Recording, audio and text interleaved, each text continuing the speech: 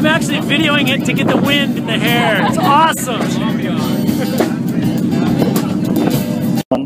They will happen, and they've already happened. You know this. Expect it, and embrace it, and plan for it. Easier in words, but tougher in action. Sorry. Thank you. No, I lost my line here. Hold on. Yeah, how about that? That sounds good. Okay. And best of all, I found someone that will love me at my worst, and hold me when I'm pretty stinking weak. Dang, that's a love to write home about for sure. So, in this marriage, I vow to be your mirror, and I want to reflect the truth, and I want to remind you on a daily basis of how much I love you, but most of all, how much God loves you, and I want to help you. I want to help you fulfill God's plan for you. I vow to be your partner. I will share our responsibilities, parenting, heartaches, celebrations, and marriage roadblocks. And I will endure. I will try to forgive. I will forgive. And most importantly, I will work with you to put us back on course when we steer away from our path. I vow to be your companion. I vow to walk beside you on this journey, fully committed, hand in hand, through the worst of hurricane passes and the best of box canyons. I love ya. Yes. Babe, Peanut. 4 years ago, and I'm very grateful that he put us together in his plans. Life since I met you has provided my best years so far. The love that I have in my life, I never knew it even existed until I met you. You've tapped into a whole new section of me that wouldn't be there without you. Thank you for sharing my joy and excitement during the good times, and also putting up with me and enduring the not so good times. I look up to you in so many ways: your compassionate and heartfelt nature, your determination and work ethic, your positive attitude, and your demand to have a genuine and meaningful life.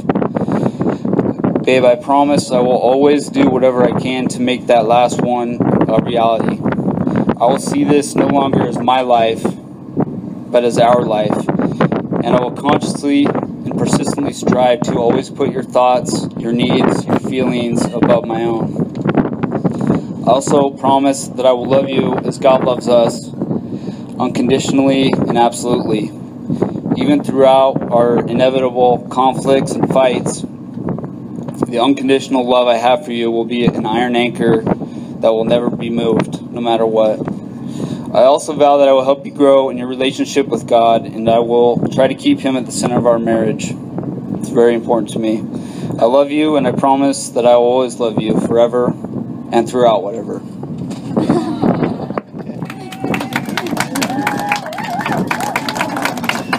So, ladies and gentlemen, I would like to present you Mr. and Mrs. Britton Russell. And if you have not done so before, you may kiss your bride.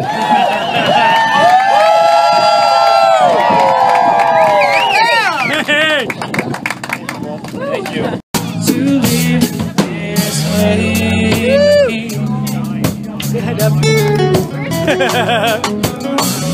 Shake it, ladies, shake it. There you go. Yeah, now put it on. They tried to sell me apple of my eye, and I could not have made it.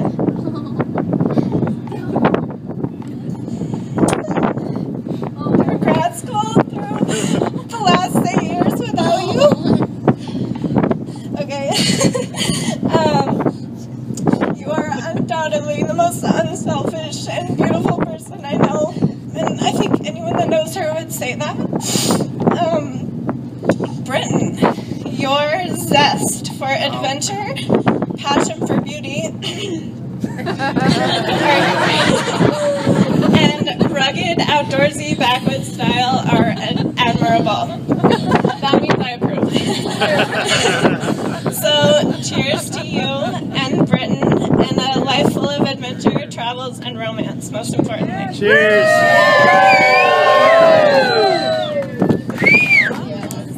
You know, she goes with who and whatever inspires her, and that means you. And I think that, you know, you need inspiration in your relationship to grow together and have adventures. And, you know, you've had 1 year on this journey, but there are many more to come, and you're learning from each other every day. And I do have to agree with Kelsey. So I once had a friend say, God, you know, looking at this couple, Nicole and Britton, if they should be on a billboard for Montana, because everyone would move there. So,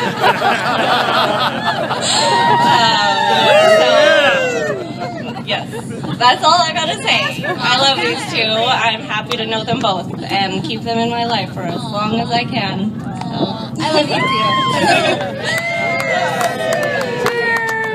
Hit him hard, Brooke. Be nice. Good evening, everyone. Someone once said a best man speech should last as long as the groom can make love. That being said, good night.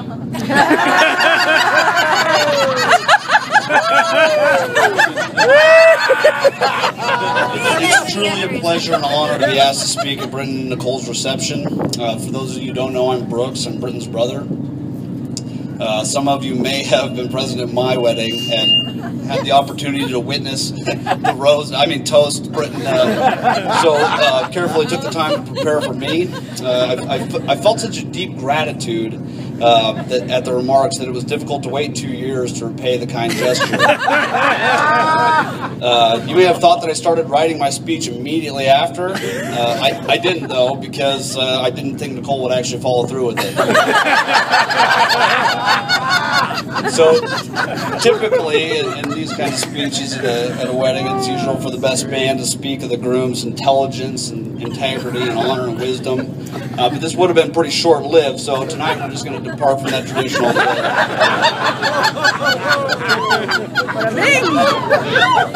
The two of you have decided to get married, for better or worse. Which seems quite appropriate, really, because Britton, you couldn't have done any better, and Nicole, you couldn't have done any worse.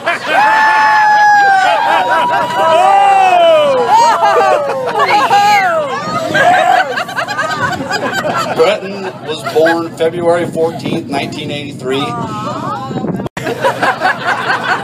He took great pride in planning and executing a stealthy escape. It was as if, when riding with him, it was as if a twinkle crept into his eye as he prepared for the mad dash and the opportunity to stick you with the tab.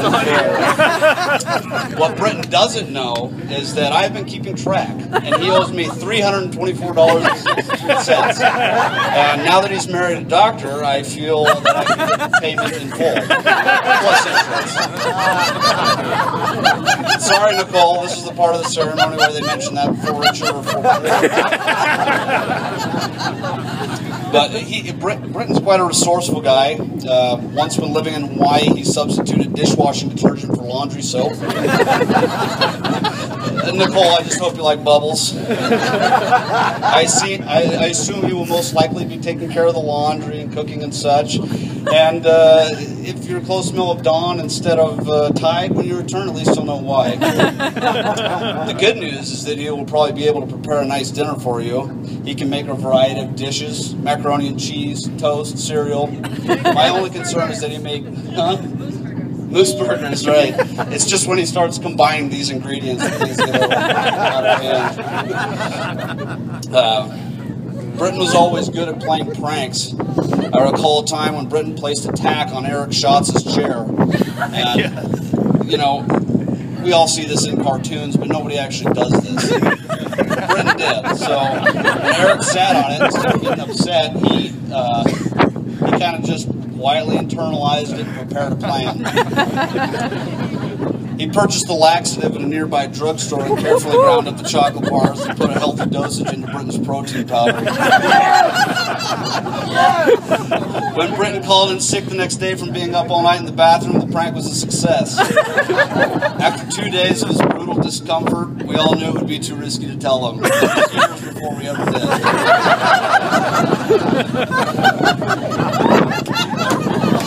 I've been married myself for nearly 2 years, and as far as I'm concerned, this grants me the right to render some decent marital advice. For me, the key appears to be understanding how women communicate and think. I have in no way mastered this talent, but I do have a few simple pinpointers. If the word nothing is used, this actually means something. And you should stay on your toes. The statement go ahead, of course, means you're in big trouble. If the word fine is used, the argument will most likely be delayed to a much more inconvenient date or time. So be prepared. Never use the word fine to describe how she looks. Never use the words nothing to explain what you were thinking. Never use the words go ahead in reference to a flat tire that needs to be changed. If you hear the words nothing, go ahead, or fine within a couple minutes of each other, remember, you yourself have a few to fall back on. Yes, dear, and I love you.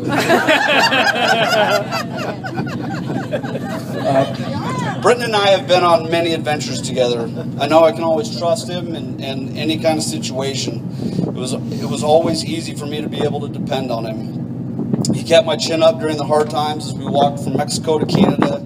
He calmed my fears as we crossed crevasse-ridden glaciers. He has always been an excellent partner, both in the mountains and in life. Britton has a unique drive and capability to him that I know I, for one, envy. It is tough to find people today in this world that actually do what they say they're going to do, and Britton is one of those people. And I am blessed to have him as a brother, and our friendship is just priceless to me. He's one of my favorite people to be around, and I miss him deeply when I'm not with him. And I'll miss you deeply when you're in Montana, and I'm excited about being able to visit you.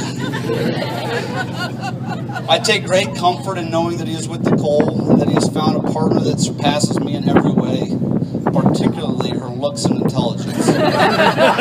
Just like my wife. We were caught in a flash flood overlooking a big cliff. Britton and I had separated from U4 as we tried to climb back our jammed rope and didn't stick it. And me and Britton spent the night together in a cold, dark, wet place. And we were both certain that we were going to die, either of hypothermia or of a fall. And I remember the look in his eyes when he told me that he was going to marry you and that you were the one.